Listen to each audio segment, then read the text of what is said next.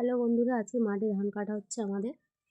তো একটু মাঠে গেলাম, জনের সাথে একটু ধান কাটলাম, অল্প একটু আর কি।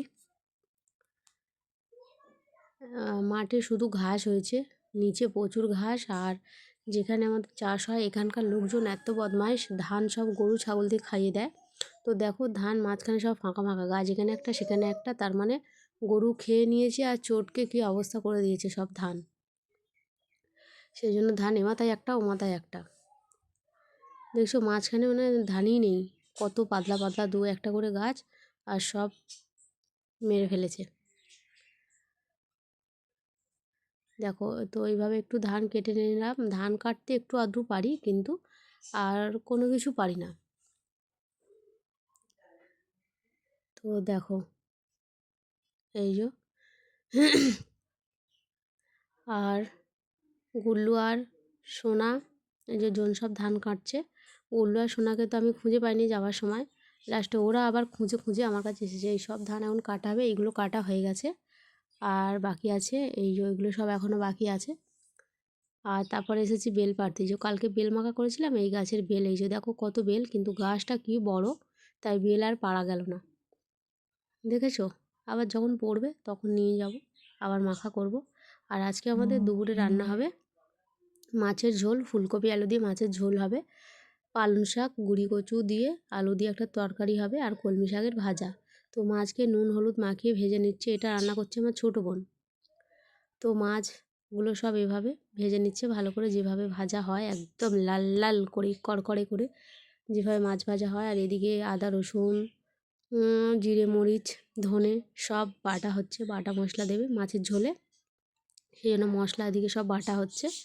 এই যে দেখো সব মশলা বেটে রেডি করে নিচ্ছে। আর কপি আলু আগে আগে হালকা আর কি কড়াই নেড়ে নিয়েছে তেলের মধ্যে, তারপরে পেঁয়াজ লঙ্কা দিয়েছে, দিয়ে এবারে ভালো করে পেঁয়াজ লঙ্কা ভাজা করে কপি ওর সাথে কষে নিয়েছে, টমেটো দিয়েছে, ওপর থেকে এবার সব গুঁড়ো মশলা দিচ্ছে, নুন হলুদ লঙ্কা গুঁড়ো, আর বেটে রেখেছে যে মশলা আদা রসুন ধনে জিরে গুঁড়ো মানে বাটা, সব কিছু দিয়ে ভালো করে আলু কপি কষে জল দিয়ে দিয়েছে। তরকারিটা যখন হয়ে যাবে ফুটে আসবে, ফুটে হয়ে যাবে রেডি, তখন মাছ দেবে, দিয়ে দিল সব মাছ ওপর থেকে। তো হয়ে গেল মাছের ঝোল রেডি। এবারে মাছের ঝোল ঢেলে নিল সব। এবারে হবে পালং শাকের তরকারি আর শাক ভাজা, দেখেছো এই যে সব। তো কড়াই পেঁয়াজ লঙ্কা ভালো করে ভেজে আগে কচু দিয়ে দিয়েছে, কচু দিয়ে নাড়াচাড়া করে লাস্টে শাকটা দিয়েছে, শাক তো দিলেই মজে যায়।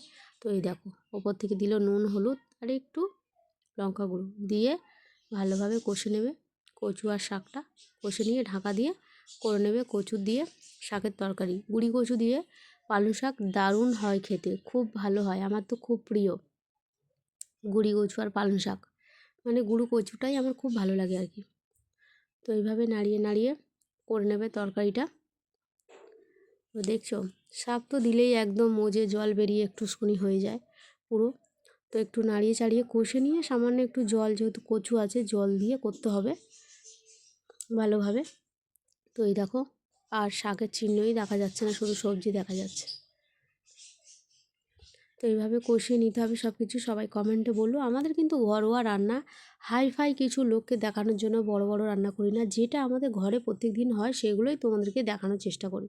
তো হয়ে গেল কচু, এবারে হবে এই শাক ভাজা, কচুর তরকারি কমপ্লিট। লাস্টে যেটা সেটা আর দেখাতে পারিনি তোমাদের, শাক ভাজাটার জন্য পেঁয়াজ লঙ্কা ভেজে শাক ওপর থেকে দিয়ে দিয়েছি, আর নুন হলুদ দিয়ে শাকটাকে ভালো করে ভেজে নেবে।